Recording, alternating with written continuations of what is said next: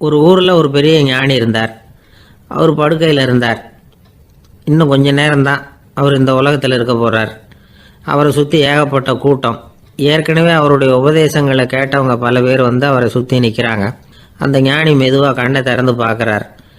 எல்லாரும் அவருடைய கடைசி வார்த்தையை கேட்கறதுக்காக அவளோட காத்துக்கிட்டு இருக்கிறாங்க. அந்த ஞானி மெதுவாக பேச ஆரம்பித்தார். நான் என்னுடைய வாழ்நாள் பூராவும் உங்களுக்கு நிறைய போதனைகள் சொல்லிக்கிட்டு இருக்கிறேன். பேரானந்தம், மகிழ்ச்சி, தியானத்தன்மை இதை பற்றியெல்லாம் சொல்லியிருக்கிறேன். இப்போ நான் வேறு ஒரு கரைக்கு போய்கிட்டு இருக்கிறேன். நான் இனிமேல் இந்த கரையில் இருக்க மாட்டேன். நீங்கள் நான் சொன்னதையெல்லாம் கேட்டீங்க, ஆனால் எதையும் நீங்கள் வந்து நடைமுறைப்படுத்தி பார்க்கல. எல்லாம் கேட்டதோடு சரி, அதோடு விட்டுவிட்டீங்க. அப்புறம் அதை தள்ளி போட்டுக்கிட்டே வந்துட்டீங்க. மேலே அதை தள்ளி போடுறதுல எந்த பிரயோஜனமும் கிடையாது. இப்போ நான் போய்கிட்டு இருக்கிறேன். உங்களில் யாராவது என்னோட வர்றதுக்கு தயாரா அப்படின்னு கேட்டார்.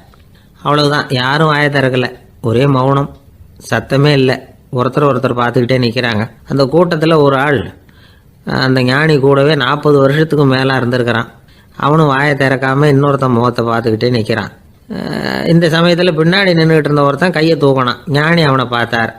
சரி, ஒருத்தனுக்காவது நம்மோட வர்றதுக்கு தைரியம் இருக்குது அப்படின்னு நினச்சார். ஆனால் அந்த ஆள் என்ன சொன்னான் தெரியுமா? ஐயா, நீங்கள் கேட்குறப்போ நான் உடனே எழுந்திருக்கல, கையை மட்டும்தான் தூக்கினேன். என்ன காரணம்னா, நான் எப்படி அடுத்த கரைக்கு வந்து சேர்றதுங்கிறது தெரிஞ்சுக்கிறதுக்காக தான். அந்த விவரத்தை மட்டும் இப்போ உங்ககிட்ட இருந்து நான் தெரிஞ்சுக்க ஆசைப்பட்றேன். ஏன்னா இப்போ நான் உங்கள் கூட வர்றதுக்கு தயாராக இல்லை. எவ்வளவோ காரியங்களை நான் இன்னும் இங்கே முடிக்க வேண்டியிருக்குது. வீட்டுக்கு ஒரு விருந்தினர் வந்திருக்கிறார். என்னுடைய இளைய மகனுக்கு கல்யாணம் பண்ணி வைக்கணும். அதனால் இன்றைக்கி உங்கள் கூட வர முடியாது. அது மட்டும் இல்லை, இப்போ உங்கள் கூட அடுத்த கரைக்கு வந்தால் திரும்பி வர முடியாதுன்னு வேறு சொல்கிறீங்க. அதனால் இப்போ நான் வரல. இன்னொரு நாள் நிச்சயமாக நான் வர்றேங்க, வந்து உங்களை சந்திக்கிறேன். அதனால் இப்போ நீங்கள் இன்னொரு தடவை எங்களுக்கு விளக்கமாக சொல்லணும். ஏற்கனவே பல தடவை சொல்லியிருக்கிறீங்க. தயவு பண்ணி இப்போ ஒரு தடவை சொன்னீங்கன்னா சௌகரியமாக இருக்கும். அந்த அடுத்த கரையை அடையிறது எப்படி? இப்போ ஒரு தடவை அதை விளக்கமாக சொல்லிட்டிங்கன்னா நல்லா ஞாபகப்படுத்திக்குவேன். அது சரியான சமயம் வர்றப்போ இது எனக்கு உதவியாக இருக்கும் அப்படின்னு நானா. ஆனால் உண்மை என்ன தெரியுமா? அந்த சரியான சமயம் வரவே இல்லை அப்படிங்கிறது தான் உண்மை. இப்படி அந்த கதை முடியும். இந்த கதை வந்து அந்த ஒரு ஆளுக்கு மட்டும் இல்லை, கிட்டத்தட்ட எல்லாருக்குமே இது பொருந்தும் அப்படிங்கிறாங்க விவரம் தெரிஞ்சவங்க. எல்லாருமே அந்த சரியான தருணத்துக்காக தான் காத்துக்கிட்டு இருக்கிறாங்களாம். அதுக்காக ஜோசியம் பார்க்குறாங்க, கைரேகை பார்க்குறாங்க. நாளைக்கு என்ன நடக்குங்கிற ஆவலில் எல்லாரும் காத்துக்கிட்டு இருக்கிறாங்க. ஆனால் அந்த ஒரு நாள் ஒருபோதும் வரப்போகிறதில்ல. நீங்கள் தள்ளி போடுறதுக்காக பல அர்த்தமில்லாத காரணங்களை தேடுறீங்க அப்படிங்கிறார் ஒரு ஞானி. காத்திருக்கிறதுலேயே நம்ம காலம் ஓடி போயிடுது. ஏன்னா இன்றைக்கி நாம் சிந்திக்கிறது நாளைக்கு நாம் சிந்திக்கிறது இல்லை. ஒவ்வொரு நாளும் ஒவ்வொரு மாதிரி போயிடுது. நாளைக்கு மறுநாளை பற்றியே சிந்திக்கிறோம். இப்படியே அது பாட்டுக்கு போயிடும். கரையை தொட்டு பார்க்குறது எப்போ? இதுதான் கேள்வி. நமக்கு வேண்டியப்பட்ட ஒருத்தர் ஒரு ரயில்வே பிளாட்ஃபாரத்தில் நின்றுட்டு இருக்கிறார். அங்கே இருக்கிறவங்ககிட்ட கேட்குறாராம், விசாரிக்கிறார். ஏங்க கிழக்க போகிற ரயில் போயிட்டுதுங்களான்னாராம். போயிட்டுதுன்னு இருக்கிறாங்க. கொஞ்ச நேரம் கழித்து ஏங்க மேற்க போகிற ரயில் போயிட்டுதுங்களான்னு கேட்டிருக்காரு. போயிட்டுதுங்களான் இருக்காங்க. அப்புறம் கொஞ்சம் நேரம் கழித்து மறுபடியும் ஏங்க 10:30 மணி வண்டி போயிட்டுதான்னு கேட்டிருக்காரு. தொடர்ந்து காலையிலேருந்து சாயந்தரம் வரைக்கும் இப்படி ஒரே இடத்துல நின்றுட்டு கேட்டுக்கிட்டே இருக்கிறார். இதை பார்த்துக்கிட்டு இருந்த ஒருத்தர் அவர்கிட்ட வந்து ஏங்க நீங்கள் எங்கே போகணும் அப்படின்னு கேட்டாராம். இவர் மெதுவாக சொன்னாராம், இந்த ரயில்வே லைனை தாண்டி அந்த பக்கம் போகணும் அப்படின்னார். ஒரு நாள் ராமர் அரசவையில் உட்காந்துருக்கிறார். ராமராஜ்யம் நடந்துக்கிட்டு இருந்த நேரம். அந்த சமயத்தில் ஒரு நாய் வந்து அரச சபைக்கு வந்துதான். அது தலையில் அடிபட்டு ரத்தம். அந்த கோலத்தில் அது அங்கே வந்தது. எல்லாரும் ஆச்சரியமாக அதை பார்த்தாங்க. ராமரும் அந்த நாயை பார்த்தார். நீங்கள் வந்த காரியம் என்ன நடந்தது? எதுவாக இருந்தாலும் பயப்படாமல் சொல்லு அப்படின்னார். உடனே அந்த நாய் மெதுவாக சொல்ல ஆரம்பிச்சுதான். ஐயா, நான் தெருவில் போய்கிட்டு இருந்தேன். வழியில் ஒருத்தர் வந்தார். அவர் வேத சாஸ்திரம்லாம் படித்த பெரியவர். அவர் எந்த காரணமும் இல்லாமல் அவர் கையில் வச்சுருந்த குச்சியால் என் தலையில் அடிச்சுட்டார். அதுதான் தலையில் ரத்தம். இதை நீங்கள் விசாரித்து தகுந்த தீர்ப்பு வழங்கணும் அப்படின்னு தான் அந்த நாய். ராமர் பார்த்தார். உடனே தன்னுடைய காவலர்களை அனுப்புனார். அந்த ஆளை எங்கே இருந்தாலும் போய் கொண்டுகிட்டு வாங்க அப்படின்னு விட்டார். காவலர்கள் போனாங்க. அந்த ஆளை பிடிச்சி கொண்டு வந்துட்டாங்க. அரண்மனைக்கு வா அப்படின்னு சொல்லி கூப்பிட்டுட்டு வந்துட்டாங்க. என்ன நடந்ததுன்னு விசாரித்தார் ராமர். அதுக்கு அந்த ஆள் சொன்னார், நான் வந்து வீதி வழியாக வந்துக்கிட்டு இருந்தேன். குறுக்க இந்த நாய் வந்தது. நான் அவசரமாக போய்கிட்டு இருந்தேன். இது எனக்கு வழி விடாமல் குறுக்க பூந்து இடைஞ்சல் பண்ணிச்சு. எனக்கு கோபம் வந்துட்டுது, அதனால் அடிச்சுட்டேன். வேத சாஸ்திரம் படித்த நான் என் வசம் இழந்து கோபப்பட்டது பெரிய தப்பு தான். அதை நான் ஒத்துக்கிறேன், குற்றத்தை ஒப்புக்கொள்கிறேன். எனக்கு என்ன தண்டனை கொடுக்கணுமோ அதை கொடுங்க, ஏற்றுக்கிறேன் அப்படின்னு விட்டார். சரி, இப்போ அந்த ஆளுக்கு தண்டனை கொடுக்கணும். என்ன தண்டனை கொடுக்கறது யோசனை பண்ணார் ராமர். அதையும் அந்த நாய்கிட்டே கேட்டார். நீயே சொல்லு, என்ன தண்டனை கொடுக்கலாம் இவருக்கு அப்படின்னார். இதுக்கு அந்த நாய் என்ன சொல்லிச்சு தெரியுமா? இவரை ஏதாவது ஒரு கோயிலுக்கு தர்மகர்த்தாவாக நியமனம் பண்ணி விடுங்க, அதுதான் இவருக்கு சரியான தண்டனை அப்படின்னுது. இதை கேட்டதும் ராமர் முகத்தில் புன்னகை. ஆனால் அங்கே இருந்த மற்றவங்களுக்கெல்லாம் ஆச்சரியம். அது எப்படி, தப்பு செஞ்சவங்களுக்கு தண்டனை கொடுக்கறது தானே நியாயம், அதை விட்டுவிட்டு தர்மகர்த்தா பதவியை கொடுக்க சொல்லுது இந்த நாய் அப்படிங்கிற ஆச்சரியம். இந்த சந்தேகத்தை அந்த நாய்கிட்டேயே கேட்டாங்க அங்கே இருந்தவங்க. இதுக்கு அந்த நாய் பதில் சொல்லிச்சான். நான் போன பிறவியில் ஒரு கோயிலுக்கு தர்மகர்த்தாவாக இருந்தேன். எவ்வளவோ கவனமாக எச்சரிக்கையாக தான் என்னுடைய கடமைகளை எல்லாம் செஞ்சுக்கிட்டு வந்தேன். அப்படி இருந்தாலும் சில சமயங்களில் என்னையும் மீறி கோயில் செல்வத்தை நான் அனுபவிக்கிறதுக்கு காரணமாயிட்டேன். ஒரு கோவிலுக்கு தர்மகர்த்தாவாக இருக்கிறவங்க எப்படியும் இந்த பாவத்திலேருந்து தப்பிக்கிறது கஷ்டம். அதனால தான் நான் இந்த பிறவியில் நாயாக பிறந்து இப்படி கஷ்டப்படுறேன். இதே நிலைமை இந்த ஆளுக்கும் ஏற்படணும் அப்படிங்கிறதுக்காக தான் அவரையும் ஒரு கோயிலுக்கு தர்மகர்த்தாவை நியமிக்கும்படி கேட்டுக்கிட்டேன் அப்படின்னு தான் இந்த நாய். இதிலேருந்து என்ன தெரியுது?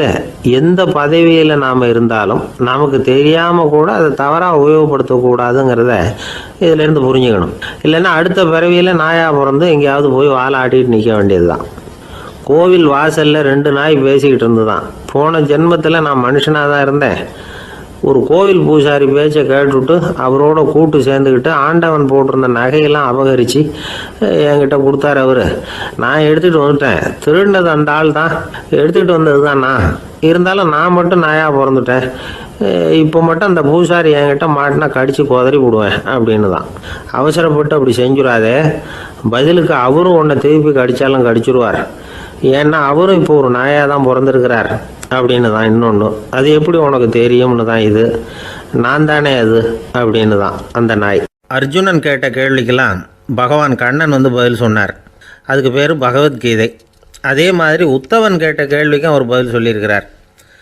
அதுக்கு என்ன பேருனா உத்தவ கீதைன்னு பேர். அது சரி, உத்தவன்னா யார்? கண்ணனுக்கு சின்ன வயசுலேருந்தே தேர் ஓட்டிக்கிட்டு இருந்தவன் அவன் தான். குருஷேத்திர போர் முடிஞ்சது. அதர்மத்தை அழித்து தர்மத்தை நிலைநாட்டி தர்மனுக்கு முடிச்சு விட்டினார் கண்ணபிரான். அதுக்கப்புறம் துவாரகைக்கு திரும்பினார்.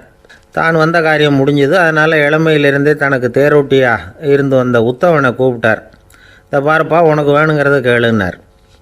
அவன் தனக்குன்னு எதையும் கேட்குறதுக்கு ஆசைப்படலை. இருந்தாலும் கேள்வி கேட்குறதில் அவன் ரொம்ப கெட்டிக்காரன். அதனால் கேட்க ஆரம்பித்தான். பரந்தாமா, ராஜசூய யாகத்துக்கு தர்மனை கூப்பிட்டு தன்னுடைய அரண்மனையில் விருந்து வச்சான் துரியோதனன். அதுக்கப்புறம் சூதாட்டத்துக்கு கூப்பிட்டான். தர்மன் தோல்வி அடைகிற மாதிரி பண்ணிவிட்டான். நீங்கள் தான் முக்காலமும் உணர்ந்தவராச்சே, சூதாட்டத்தில் தர்மர் ஜெயிக்கிறது மாதிரி பண்ணியிருக்கக்கூடாதா? இந்த பகடைக்காயை உருட்டுறப்போ நீங்கள் எதிர்பார்த்தது விழற மாதிரி பண்ணியிருக்கலாமே. சரி, அதுதான் இல்லை. வேடிக்கை பார்த்துக்கிட்டு இருந்த பீமன், அர்ஜுனன், நகுலன், சகாதேவன் இவங்களையும் பணையம் வச்சு ஆடுறப்போவாவது காப்பாற்றிருக்கலாம். அதையும் நீங்கள் செய்யலை. பாவம் அந்த அவல பொண்ணு, ஒன்றும் புரியாத ஒன்றும் தெரியாத அந்த உன்னுடைய சகோதரி திரௌபதி, அந்த பொண்ணை துச்சாதனை இழுத்துக்கிட்டு துகில் உரிகிற கட்டத்தில் காப்பாற்றினியே.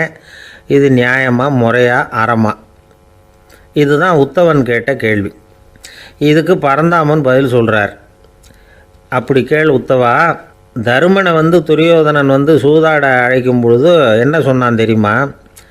நான் பணையம் வைக்கிறேன், எனக்கு பதிலாக என்னுடைய மாமன் சகுனி பகடைக்காய்களை உருட்டுவான்னு சொன்னான்.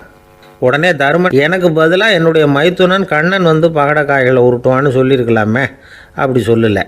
என்ன செஞ்சான் தெரியுமா? துரியோதனன் கூட சூதாட்டத்துக்கு சம்மதிச்சிட்டோம், கடவுளே இது என்னுடைய மைத்துனன் கண்ணபிரானுக்கு தெரியக்கூடாது அப்படின்னு வேண்டிக்கிட்டான். இதனால் தருமன் எனக்கு மனசால் தடை போட்டுட்டான். அதனால் அரண்மனைக்கு வெளியிலேயே என்னை கூப்பிடுவாங்கன்னு நான் காத்துக்கிட்டு இருந்தேன். பீமன், அர்ஜுனன், நகுலன், சகாதேவன், திரௌபதி இவங்களை பணையம் வச்சு ஆடுறப்போவாவது கூப்பிடுவாங்கன்னு பார்த்தேன். அப்பவும் அவங்க என்னை கூப்பிடல, நினைக்கல.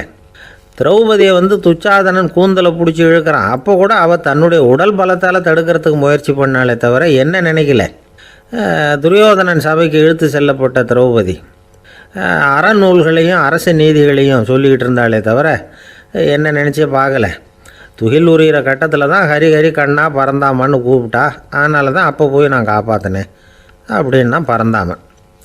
அப்படின்னா நீ அழைச்சாதான் போவியா, நீயா போக மாட்டியா அப்படின்னு கேட்குறான் உத்தவன். ஆமாம், நான் கூப்பிட்டா தான் போவேன். மனிதர்கள் செய்யக்கூடிய செயல்களையெல்லாம் அவங்கவுங்க போக்கிலேயே விட்டுட்டு வேடிக்கை பார்த்துக்கிட்டு இருப்பேன். நான் குறுக்கிட்டு ஒன்றுமே செய்ய மாட்டேன் அப்படின்னா பறந்தாமன். மனுஷன் தவறு பண்ணுனா திருத்த மாட்டியா, சும்மா பார்த்துக்கிட்டு தான் உட்காந்துருப்பியா அப்படின்னு கேட்குறான் உத்தவன். நான் மனுஷனுடைய உள்ளத்தில் இருக்கிறப்போ என் எதிரில் மனுஷன் தவறு பண்ண மாட்டான் அப்படின்னு ஆனா கண்ணன். அதாவது யார் நினைக்கிறாங்களோ அவங்க உள்ளத்துலலாம் அவன் இருக்கிறான். அப்படி இருக்கிறப்போ தவறு செய்ய மனுஷன் அஞ்சுவான். இதுதான் உத்தவ கீதைங்கிறது. இந்த காலத்துலேயும் சில பேர் பகவான் மாதிரி அடுத்தவங்க கஷ்டப்படுறத வேடிக்கை பார்த்துக்கிட்டு இருக்கிறது உண்டு. அன்றைக்கி அப்படித்தான் நடுத்தெருவில் ஒரு திருடனை பிடிச்சி எல்லாரும் சேர்ந்து அடிச்சுக்கிட்டு இருக்கிறாங்க. ஒரு ஆள் மட்டும் தள்ளி நின்று அதை வேடிக்கை பார்த்துக்கிட்டு இருக்கான். பார்த்துக்கிட்டு சிரிச்சுக்கிட்டு இருக்கிறான். என்ன சார் இது பாவம், அந்த ஆளை போட்டு அப்படி அடிக்கிறாங்களே அப்படின்னோம். அடிக்கட்டும் சார், அவன் அடி வாங்க வேண்டிய ஆள் தான் அப்படின்னா அவன். ஏன் சார் அப்படி சொல்கிறீங்க அப்படின்னு கேட்டோம். பின்ன என்ன சார், நான் ஒருத்தர் பையில் இருந்த பர்ஸை எடுக்கிறதுக்கு முயற்சி பண்ணிக்கிட்டு இருந்தேன். அதுக்குள்ளே அவன் முந்திக்கிட்டு அப்வேஸ் பண்ணிவிட்டான். பர்ஸை அவன் எடுத்துட்டான். பார்க்குறதுன்னா எடுக்கிறது அவனா? என்ன சார் நியாயம் இது? நல்லா வாங்கட்டும் அப்படிங்கிறான். கங்கை கரை தோட்டம் பக்கத்தில் ஒரு ஆசிரமம். அங்கே ஒரு பெரியவர் தங்கியிருக்கிறார். அவர் தான் ராமகிருஷ்ண பரமஹம்சர். அந்த ஆசிரமம் இருந்த இடம் கரக்பூர். வங்காளத்தில் பொதுவாக எல்லோரும் மீன் சாப்பிட்றது உண்டு. கங்கையில் குளிச்சுட்டு கையில் ஒரு மீனோடு வர்றது வழக்கம். இவர் இருக்கிற இடத்துக்கு கங்கையில் படகு வழியாக வரணும். அப்படி தான் எல்லோரும் வருவாங்க. வர்றவங்கள ஒன்று கூட்டி ஆன்மீக விஷயங்களை பற்றி பேசிக்கிட்டு இருப்பார்.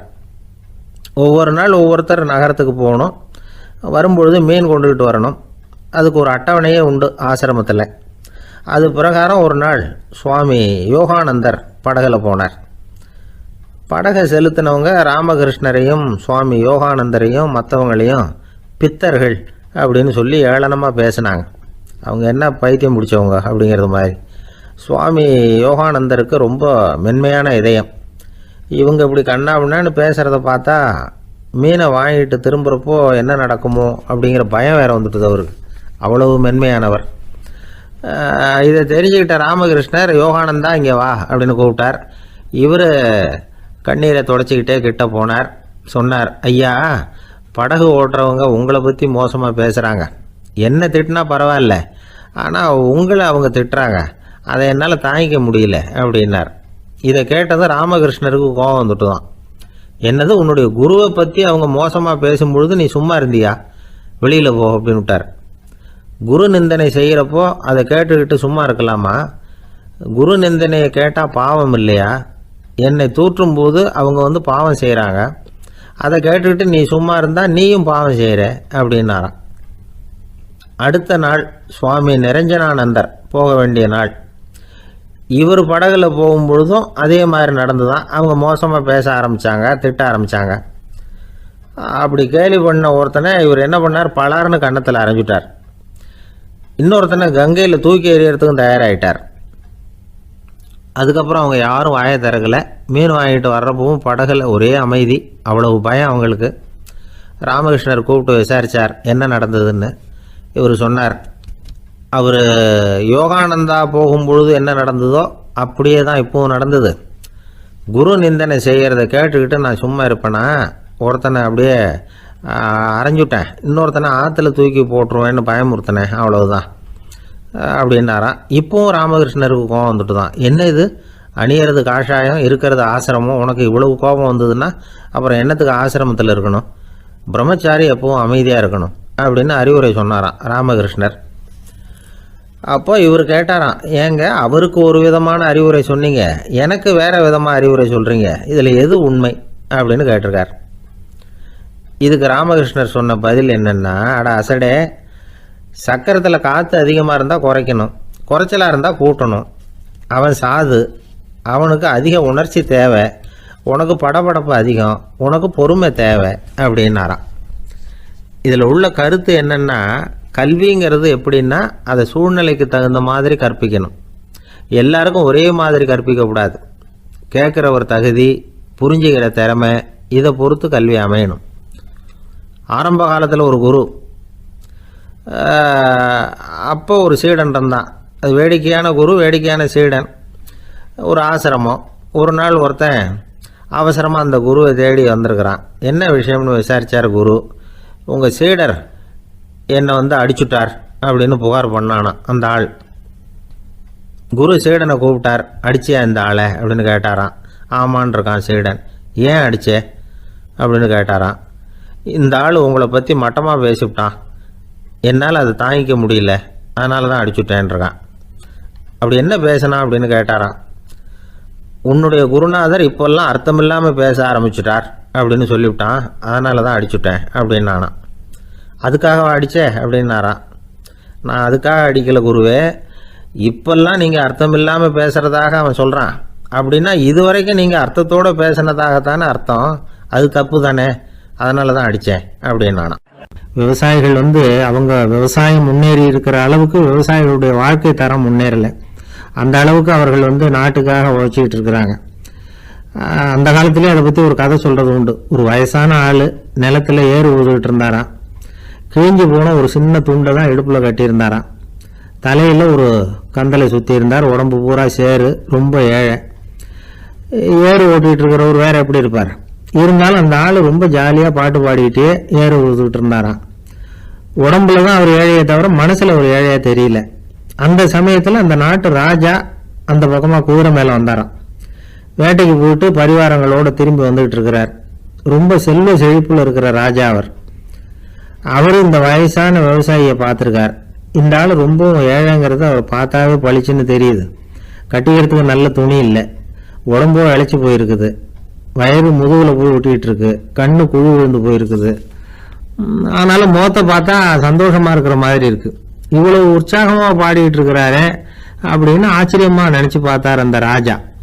சரி, அவர்கிட்ட கொஞ்சம் பேச்சு கொடுத்து பார்க்கலாம் அப்படின்னு முடிவு பண்ணார். ஐயா பெரியவரே, இப்படி கொஞ்சம் வர முடியுமான்னாராம். பொழுது போகிறதுக்குள்ளே நான் இந்த வயல் பூரா உழவு ஓட்டி ஆகணும், அதனால் பேசுறதுக்கு நேரம் இல்லை அப்படின்னாராம் அந்த பெரியவர். என்ன அவ்வளவு அவசரமா? மீதி இருந்தால் நாளைக்கு ஊதுவப்படாதா? அது சரி, உனக்கு எத்தனை ஏக்கர் நிலம் இருக்குது அப்படின்னு விசாரிச்சிருக்கார் ராஜா. எனக்குன்னு சொந்தமாக உள்ளங்கை அளவு கூட நிலம் கிடையாது. இது எங்கள் முதலாளியோட நிலம். இதை பூராவும் ஊது முடிச்சாதான் அவர் கூலி கொடுப்பார். நான் கூலிக்கு ஊதுகிட்டு இருக்கிறேன். உங்ககிட்ட பேசிக்கிட்டு இருந்தா அவருக்கு துரோகம் பண்ணது மாதிரி ஆயிடும் அப்படின்னாராம். ராஜா குதிரையை விட்டு கீழே இறங்கினார். வரப்பில் நடந்து அந்த பெரியவர்கிட்டயே போனாராம். சரி, ஒரு நாள் பூரா ஊதான் உனக்கு எவ்வளவு கூலின்னு கேட்டிருக்கார். 8 அணா கூலி கிடைக்கும்னாராம் அவர். இது ரொம்ப காலத்துக்கு முன்னாடி நடந்த ஒரு சம்பவங்கிறதுனால அப்போ 8 அணா கூலிங்கிறது ரொம்ப பெருசு. இருந்தாலும் அதுவும் அந்த ராஜாவுக்கு பெரிய கூலியா தெரியல. இவ்வளவு தானா, இதை வச்சுக்கிட்டு நீ எப்படி காலம் தள்ளுற அப்படின்னாராம். ஒன்றும் கவலை இல்லை அப்படின்னாராம் அவர். ராஜாவுக்கு ரொம்ப ஆச்சரியமா போச்சு. 8 அணா கூலி வாங்குற இந்த ஆளு கவலை இல்லாமல் இருக்கிறார், ஏராளமான வசதியோடு இருக்கிறன்னா கவலை இல்லாமல் வாழ முடியலையே அப்படின்னு நினச்சி பார்த்துருக்கார். அது சரி, 8 அணாவில் எப்படி குடும்பம் நடத்துகிற அப்படின்னு கேட்டாராம். எனக்கு கிடைக்கிற 8 அணாவில் 2 அணா குடும்பத்துக்கு செலவழிக்கிறேன், 2 அணா பழைய கடனுக்கு கொடுக்குறேன், 2 அணா தர்மம் செய்கிறேன், 2 அணா வட்டிக்கு கொடுக்குறேன், ஒரு குறையும் இல்லைன்னாராம். ராஜாவுக்கு ஒன்றும் புரியல. எனக்கு ஒன்றும் புரியலேன்னு இருக்கார். ஐயா, எனக்கும் என் மனைவிக்கும் 2 அணா செலவாகுது. வயசான அம்மா அப்பா இருக்கிறாங்க, சின்ன வயசில் என்னை காப்பாற்றினவங்க அவங்க. அந்த கடனுக்கு 2 அணா செலவாகுது, அது பழைய கடன். என் தங்கச்சி ஒருத்தி ஆதரவு இல்லாத நிலைமையில தன்னுடைய மகனோட என் வீட்டில் இருக்கிறா. அவளுக்கும் அவள் மகனுக்கும் 2 அணா செலவு பண்ணுறேன், அது தர்மம். எனக்கு 2 பிள்ளைங்க இருக்கிறாங்க, அவங்களுக்கு 2 அணா செலவு பண்ணுறேன், அது வட்டிக்கு கொடுக்கறது மாதிரி. பிற்காலத்தில் அவங்க எங்களை காப்பாற்றுவாங்க. அந்த வகையில் நான் திருப்தியோடு வாழ்ந்துக்கிட்டு இருக்கிறேன் அப்படின்னாராம். ராஜாவுக்கு அர்த்தம் புரிய ஆரம்பிச்சுதான். அந்த பெரிய நிலத்தை விலை கொடுத்து வாங்கி அந்த பெரியவருக்கே தானமாக கொடுத்துட்டாராம். இப்போ ஊழவருக்கே நிலம் சொந்தமாயிட்டுது. அன்னையிலேருந்து அரசனுக்கும் ஆறுதல் கிடைச்சுதான். இப்படி ஒரு கதை சொல்லுவாங்க. 8 அணா வருமானத்தை வச்சுக்கிட்டு எப்படி காலத்தை தள்ளுறதுன்னு சொல்றதுக்காக இந்த கதையை சொல்றதாக யாரும் தப்பா நினைச்சிக்க கூடாது. கிடைக்கிறத எப்படி பங்கு போடுறார் எப்படி திருப்தியாக வாழறார் அப்படிங்கிறது தான் முக்கியம். அது மாதிரி இன்றைக்கு இந்த பொங்கல் திருநாளில் உழவர்கள் மனசு மகிழ்ச்சியாக இருந்ததுன்னா அது எல்லாரும் மகிழ்ச்சியாக இருக்கிறது மாதிரி அர்த்தம். அதனால் அவர்கள்ட்ட இருந்து நாம் பாடம் கற்றுக்கணும். சில உழவர்கள் தங்கள் நிலத்தில் விளையிறத தாங்கள் சாப்பிட மாட்டாங்க, அடுத்தவங்கள்ட்ட விற்றுட்டு சந்தையில் போய் வேற அரிசி வாங்கிட்டு வந்து தான் இவங்க சாப்பிடுவாங்க. அப்படிப்பட்ட விவசாயிகள்லாம் இது உண்டு. பங்கிடுகிற பண்பை உழவர்கள்ட்ட இருந்து கற்றுக்கொள்ளுங்கள் அப்படிம்பாங்க. ஒரு ஆள் நிம்மதியாக மகிழ்ச்சியாக இருந்தானா உங்கள் நிம்மதிக்கும் மகிழ்ச்சிக்கும் என்ன காரணம்னு கேட்டிருக்காரு இன்னொருத்தர்.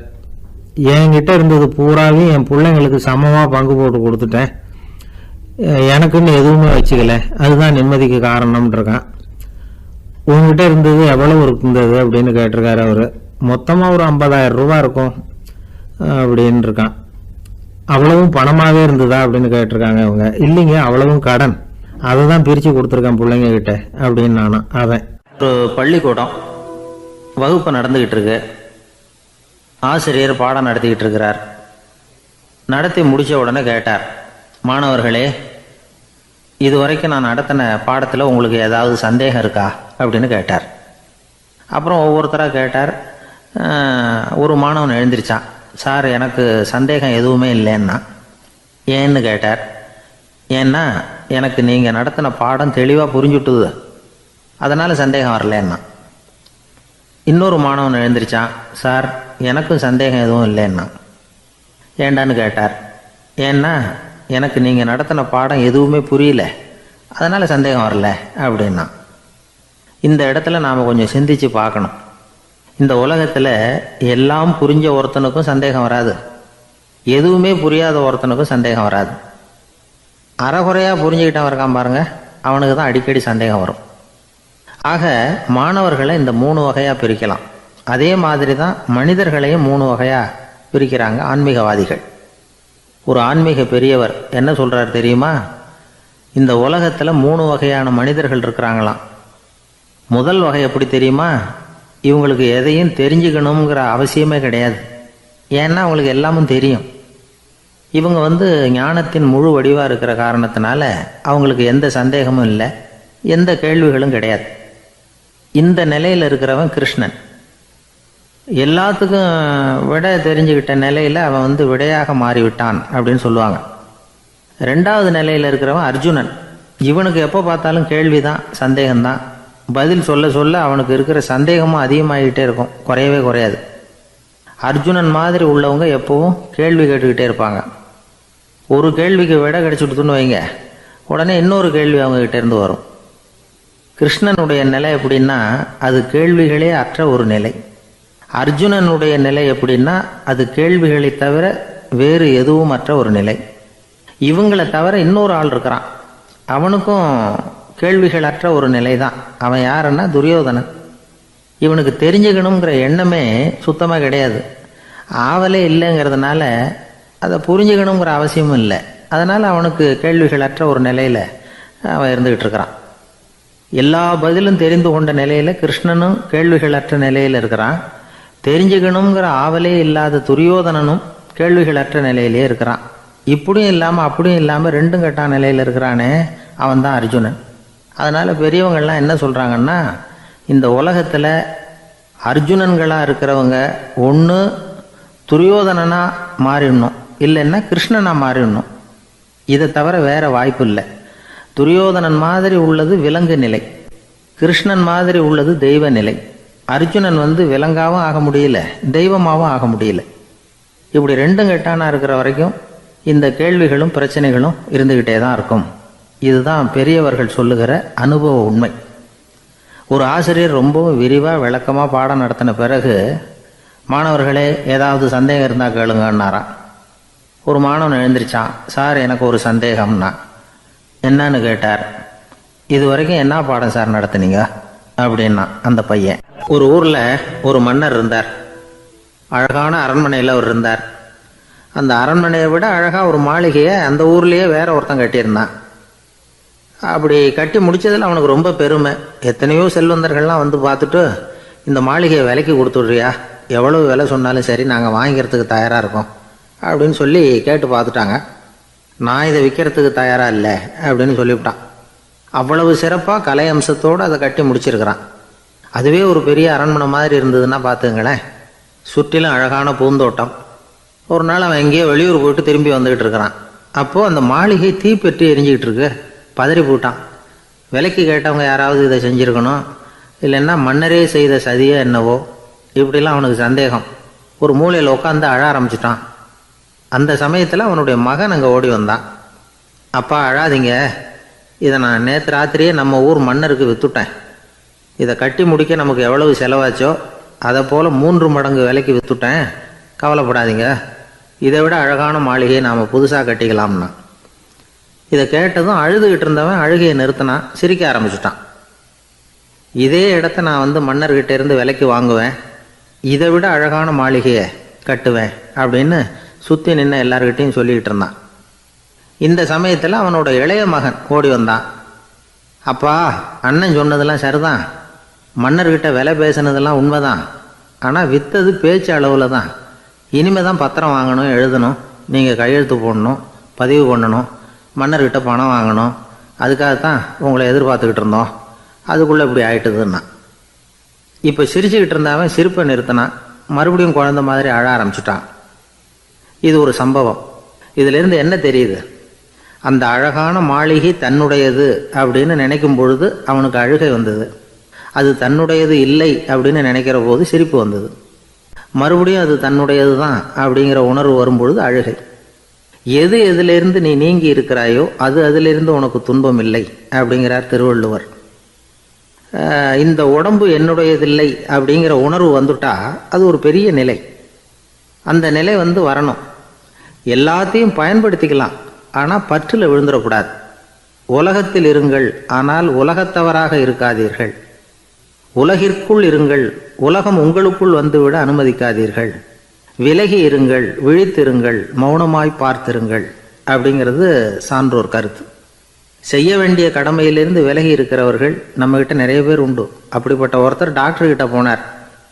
டாக்டர், நான் ஒரு கவர்மெண்ட் ஆஃபீஸில் வேலை பார்க்குறேன், எனக்கு ஒரே அசதியாக இருக்குது, என்னை சோதிச்சு பாருங்கள், ஆலோசனை சொல்லுங்கள் ஏதாவதுன்னார். டாக்டர் அவரை பரிசோதனை பண்ணி பார்த்துட்டு சொன்னார், இதோ பாரு, உனக்கு இப்போ தேவைப்படுறது முழு ஓய்வு. நீ எவ்வளவு சீக்கிரமாக ஆஃபீஸுக்கு போறியோ அவ்வளவுக்கு உனக்கு நல்லது அப்படின்னாராம். இந்த காலத்து புள்ள ஒருத்தன் தன்னோட அப்பாவை பார்த்து சொன்னான், அப்பா, நான் உனக்கு உதவி செய்யலாம்னு நினைக்கிறேன், என்ன உதவி செய்யணும்னு சொல்லு அப்படின்னா. நீ சும்மா இருந்தால் அதுவே எனக்கு செய்கிற பெரிய உதவிடா அப்படின்னார் அப்பா. சும்மா இருக்கிறதும் ஒரு உதவி தான், அது மாதிரி மௌனமும் ஒரு சமூக சேவை தான் அப்படிங்கிறார் காஞ்சி பெரியவர். நமக்கு 5 புலன்கள் இருக்குது, மெய், வாய், கண், மூக்கு, செவி. இந்த 5லேயும் அதிகப்படியான வேலை எதுக்குன்னு நினைக்கிறீங்க? வாய்க்கு தான். ஏன்னா அதுக்கு 2 வேலை. இப்போ கண்ணுக்கு பார்க்குறது மட்டும்தான் வேலை, காதுக்கு கேட்குறது மட்டும்தான் வேலை, மூக்குக்கு வாசனை அறியறது தான் வேலை, உடம்புக்கு உணர்றது மட்டும்தான் வேலை. ஆனால் வாய் அப்படி இல்லை, அதுக்கு 2 வேலை. சாப்பிட்றதும் அதுதான், பேசுகிறதும் அதுதான். அதாவது வாய் ஒன்று தான் கர்மேந்திரியமாகவும் இருக்குது, ஞானேந்திரியமாகவும் இருக்குது அப்படின்னு சொல்லுவாங்க. சாப்பாட்டில் உட்காந்தா எந்தெந்த ஆகாரம் என்னென்ன ருசின்னு அறிவிக்கிற வேலையும் செய்யுது. சபையில் உட்காந்தா பாடுறது, பேசுறது, சிரிக்கிறது, இது மாதிரியான வேலையும் செய்யுது. இன்னொரு வித்தியாசம், கண்ணு, காது, மூக்கெல்லாம் ஸ்ட்ரெயின் பண்ணிக்கிட்டு வேலை செய்கிறதில்ல. ஒரு ரோஜா பூவை பார்த்தா உடனே மூக்கு அப்படியும் இப்படியும் அசைய ஆரம்பிக்கிறதில்ல. ஒரு சங்கீதத்தை கேட்ட உடனே காது ஆட ஆரம்பிக்காது. ஆனால் வாய் அப்படி இல்லை, அது பேசினாலும் சரி சாப்பிட்டாலும் சரி அசைஞ்சு தான் ஆகணும்.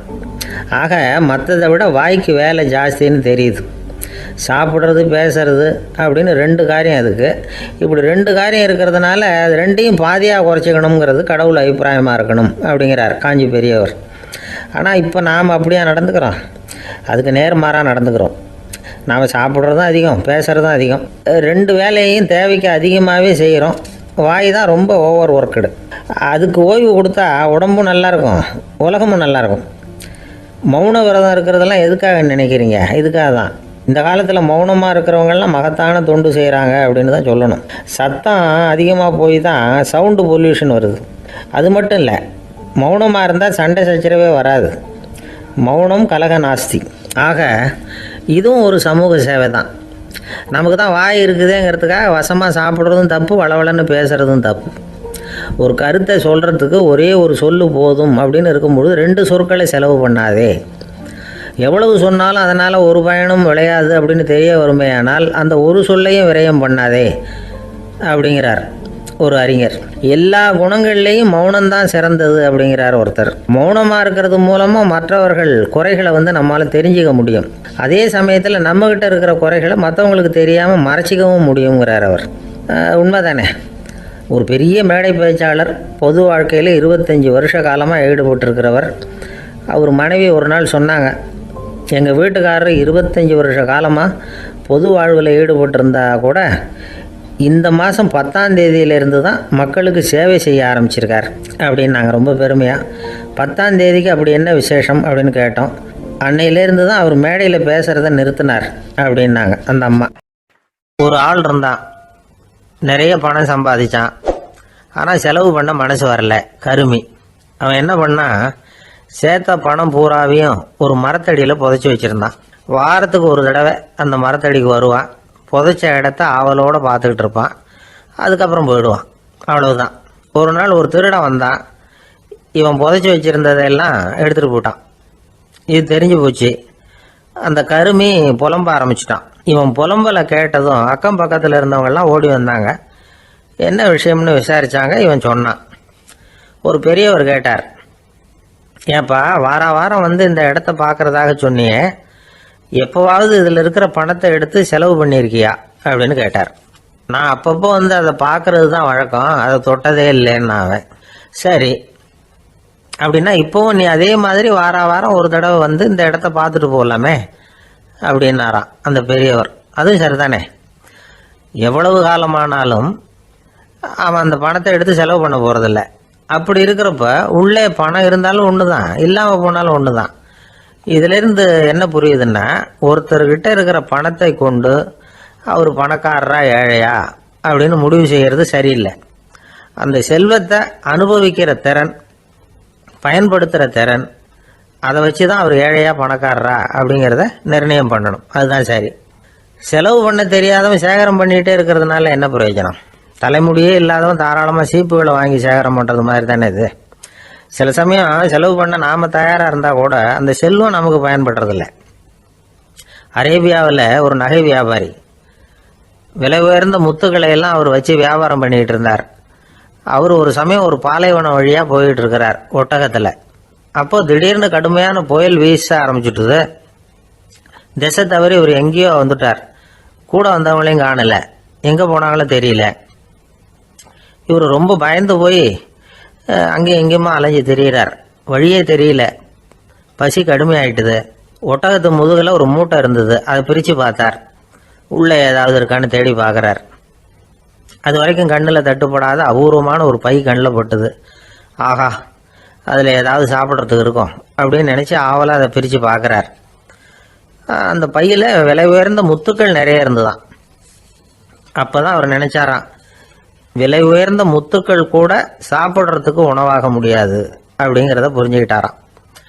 எந்த நேரத்தில் எது நமக்கு தேவையோ அது நமக்கு தாராளமாக கிடைக்கணும். அப்படி அது கிடைக்கிறதுக்கு நம்மக்கிட்ட இருக்கிற செல்வம் பயன்படணும். அது நமக்கும் பயன்படலாம், நம்ம மூலமாக அடுத்தவங்களுக்கும் பயன்படலாம். அதுதான் செல்வத்தின் பயன். ஒரு மரத்தடியில் ஒருத்தன் உட்காந்து அழுதுகிட்டு இருந்தான். அந்த பக்கமாக வந்த இன்னொருத்தன் ஏப்பா அழுதுகிட்டு இருக்கிறேன்னு கேட்டான். இந்த இடத்துல தான் பூமிக்கு அடியில் பணம் இருக்குது, புதைச்ச இடம் தெரியல, அதான் அழறேன் அப்படின்னா. நல்லா ஞாபகப்படுத்தி பாரு, எந்த இடத்துல புதைச்ச அப்படின்னு கேட்டான் இவன். அது எப்படி எனக்கு தெரியும், புதைச்சி வச்சிருக்கிறவன் நான் இல்லையே, எங்கள் எதிர்த்து வீட்டுக்காரன் அப்படின்னானா. உங்கள் பையன் எப்படி சார் இருக்கான் அப்படின்னு விசாரித்தார் ஒருத்தர். அவன் என்ன சார், எதை சொன்னாலும் காதில் வாங்க மாட்டேங்கிறான், அவன் பாட்டுக்கு போகிறான் வர்றான் அப்படின்னு சொல்லி அழுத்துக்கிட்டார் அப்பா. பெரியவங்க சொல்கிறத சின்ன பிள்ளைங்க கேட்கறது இல்லைங்கிறது ஒரு குறை. பெரியவங்க சொல்கிறது சின்ன பிள்ளைங்க காதலையே விழறது இல்லைங்கிறது ஒரு குறை. இது கொஞ்சம் சீரியஸான விஷயம், கவனித்து பார்க்கணும். ஒரு குழந்தைக்கு காது சரியாக கேட்குதா இல்லையா அப்படிங்கிறத நாம் தான் கவனித்து பார்த்து கண்டுபிடிக்கணும். அதுவாக நம்மக்கிட்ட தவழ்ந்து அப்பா எனக்கு காது கேட்கல, அழைச்சிட்டு போங்க டாக்டர்கிட்ட அப்படின்னுலாம் சொல்லிகிட்டு இருக்காது. அது சரி, ஒரு குழந்தைக்கு காது சரிவர கேட்குதா இல்லையா அப்படிங்கிறத முன்கூட்டியே நாம் தெரிஞ்சுக்கிறது எப்படி? அதுக்கு சில வழி இருக்குது. உங்கள் குழந்தைய கொஞ்சம் அப்படி கவனித்து பாருங்கள். அடிக்கடி ஜலதோஷம், காதில் அரிப்பு ஏற்படுதா, மூக்கு விரிவாகவும், அப்புறம் டான்சில், அடினாய்டு, சத அழற்சி, இது மாதிரி ஏதாவது இருக்கா, வாயிலிருந்து எச்சில் ஒழுகுதா, குழந்த வாயினால் சுவாசிக்குதா, பற்கள் முன்னாடி தள்ளி வளருதா, இதெல்லாம் அதுக்கு அறிகுறி. அப்புறம் இந்த VBDF TH இப்படி இந்த ஒலிகள் சேர்ந்த வார்த்தைகளை குழந்தை சரியாக புரிஞ்சுக்காது. இப்போ உதாரணத்துக்கு பட்டுன்னு சொல்லு குழந்தை அப்படின்னீங்கன்னா அது கட்டுன்னு சொல்லும். அதாவது பட்டு சவுண்டை அதால் புரிஞ்சிக்க முடியல. அப்புறம் உங்கள் குழந்தை உங்களை உறக்க பேச சொல்கிறானா, அடிக்கடி கேள்வி கேட்குறானா, சாப்பிட்றப்போ கவனம் இல்லாமல் இருக்கானா, படிப்பில் போதுமான முன்னேற்றம் இல்லையா, வகுப்பில் சரியாக கவனிக்கிறது இல்லையா, இப்படிலாம் இருந்தால் ஆரம்பத்திலேயே டாக்டர்கிட்ட அழைச்சிட்டு போய் சிகிச்சையை ஆரம்பிச்சுடலாம், குணப்படுத்திவிடலாம். குழந்தைக்கு காது சரியாக கேட்கலன்னா நீங்கள் செய்ய வேண்டியது என்ன தெரியுமா? அவனுக்கு காது கேட்கலேங்கிறதுக்காக அவன் முன்னாடி சத்தம் போட்டு பேசக்கூடாது. மெதுவாக சீராக பேசணும், அவனை பார்த்து பேசணும். உங்கள் உதட்டு அசைவுகள் அவனுக்கு உதவும், அதை பார்த்தே புரிஞ்சுக்குவான்.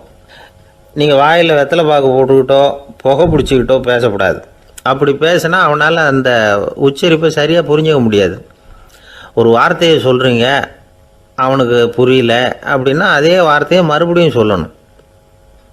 அவனுக்கு நீங்கள் முதல்ல சொன்ன வார்த்தை புரியலேன்னு நினச்சிக்கிட்டு மறுபடியும் திருப்பி சொல்கிறப்போ அதே அர்த்தம் வரக்கூடிய வேறு வார்த்தையை சொல்லக்கூடாது. இப்படிலாம் நடந்துக்கிட்டால் அவனுக்கு மன திடத்தை ஏற்படுத்த முடியும். இல்லைன்னா அவனுக்கு தாழ்வு மனப்பான்மை வந்துடும். குழந்தைக்கு காது கோளாறுன்னா ஆரம்பத்திலேயே டாக்டர்கிட்ட அழைச்சிட்டு போனால் போதும், குணப்படுத்தி விடலாம். அப்புறம் பார்த்துக்கலாமே அப்படின்னு அலட்சியமாக இருந்துட்டால் தான் கஷ்டம். சில பேர் கோபத்தில் சின்ன பிள்ளைங்க காதை பிடிச்சி திருகிறது உண்டு. இது ரொம்ப தப்பு. காது கையோடு வந்துட்டால் என்ன பண்ணுறது? ஒரு வேடிக்கை கதை, அது கதை தான், நிஜமாக நடந்ததில்லை, அது மாதிரி நடக்கவும் நடக்காது. ஒரு வேடிக்கைக்காக சொல்லப்படுற கதை. அதாவது ஒரு வீட்டில் அப்பா அம்மாவை பார்த்து சொல்லிகிட்டு இருக்கார், இதை பாரு, நாளைக்கு காலையில் என்னை சீக்கிரம் எழுப்பி விட்ரு, நான் செங்கல்பட்டு வரைக்கும் போயிட்டு வர வேண்டியிருக்கு அப்படின்னாராம். இதை அவங்க பையன் காதில் வாங்கிட்டு இருக்கான். அப்பாவுக்கு சிரமம் வேண்டாமே அப்படின்னு நினச்சி அவனே காலையில் யாருக்கும் தெரியாமல் எழுந்திரிச்சு புறப்பட்டு செங்கல்பட்டு போட்டான். சாயந்தரமாக திரும்பி வந்தான். அப்பா பையனை காணாமல் அலமோதிக்கிட்டு இருக்கிறார். சாயந்தரமாக பையனை பார்த்ததும் எங்கடா போயிட்டு வந்தேன்னு கேட்டார் கோவமாக. செங்கல்பட்டுக்கு போயிட்டு வந்தேன்ப்பா, நீ வேணா அலைய வேண்டாமேன்னு அப்படின்னா. எதுக்கடா போனேன்னு அதட்டினார். அதான்ப்பா, நீ நேற்று அம்மாக்கிட்ட சொல்லிக்கிட்டு இருந்த, அதை காதில் வாங்கினேன், உனக்காக நான் போயிட்டு வந்தேன் அப்படின்னா. உடனே எந்த காதில் வாங்கினேன் அப்படின்னு சொல்லி காதை பிடிச்சி திருகினார். அந்த காது கையோடு வந்துட்டுது. இது நடந்து கொஞ்ச நாள் கழித்து அந்த அப்பாவும் பையனும் கடத்தெருவில் போய்கிட்டு இருக்கிறாங்க. எதிரில் ஒரு நாய் ஓடி வந்தது. அதுக்கு 2 காதும் இல்லை. என்ன இது, இந்த நாய்க்குட்டிக்கு 2 காதும் இல்லை அப்படின்னார் அப்பா. அதுக்கு பையன் சொல்கிறான், அப்பா அது 2 தடவை செங்கல்பட்டுக்கு போயிட்டு வந்துடுவோம் அப்படின்னானா. ஒரு பெரிய பியானோ கலைஞர் வியன்னாவில் இருந்தார். ரொம்ப புகழ்பெற்ற இசை கலைஞர் அவர். இங்கிலாந்து மகாராணி விக்டோரியா அவருடைய சங்கீதத்தை கேட்கணும்னு ஆசைப்பட்டாங்க. அவரை அரண்மனைக்கு கூப்பிட்டாங்களாம். பியானோ வாசிக்க சொல்லி கேட்டாங்களாம். இவரும் ரொம்ப பிரமாதமாக வாய்ச்சி காட்டியிருக்கார். உடனே பாராட்டி பரிசுகள்லாம் கொடுத்து அனுப்புனாங்களாம். அந்த இசையை கேட்குறதுல அரசிக்கு ரொம்பவும் ஆர்வம் உண்டு. அதனால் அதுக்கப்புறமும் அந்த கலைஞர் அடிக்கடி அரண்மனைக்கு வர வேண்டிய அவசியம் ஏற்பட்டது. ஏன்னா அரசி கூப்பிட ஆரம்பித்தாங்க. இவர் போகணும், அங்கே இசை நிகழ்ச்சி நடத்தணும். இவர் அங்கே பாடி வாசிக்கிறது உண்டு. ஒரு தடவை மகாராணி அவரை பார்த்து, உங்கள் நாட்டு தேசிய கீதம் பாடுங்களேன் அப்படின்னு கேட்டாங்களாம். உடனே அவர் தன்னுடைய நாடான ஆஸ்திரியாவின் தேசிய கீதத்தை பாடியிருக்கிறார். அவர் பாட ஆரம்பித்த உடனே மகாராணி எழுந்திரிச்சு நின்னாங்களாம். அதுக்கு மரியாதை செலுத்துகிற நோக்கத்தோடு பாட்டு முடிகிற வரைக்கும் அப்படியே நின்றுக்கிட்டு இருந்தாங்களாம். இதுதான் அந்த அரசியினுடைய பெருந்தன்மை. அதாவது நாட்டுப்பற்றுங்கிறது அந்த அளவுக்கு அப்படி இருக்கணும். இப்படி ஒரு அரசியே நம்ம நாட்டு தேசிய கீதத்துக்கு எழுந்திருச்சு நின்று மரியாதை செலுத்துகிறாங்க அப்படிங்கிறத புரிஞ்சுக்கும் பொழுது அந்த முதிய கலைஞரின் மகிழ்ச்சிக்கு அளவே இல்லையாம். அதுக்கப்புறம் அந்த பியானோ கலைஞர் ஒரு நாள் தன்னுடைய நண்பர் ஒருத்தர்கிட்ட பேசிக்கிட்டு இருந்தாராம். அப்போ சொன்னாராம், மகாராணியார் எனக்கு எவ்வளவோ பரிசுகள்லாம் கொடுத்துருக்குறாங்க. ஒரு தடவை எனக்கு வைரக்கல் பதித்த அணி ஒன்றை கூட பரிசாக கொடுத்தாங்க.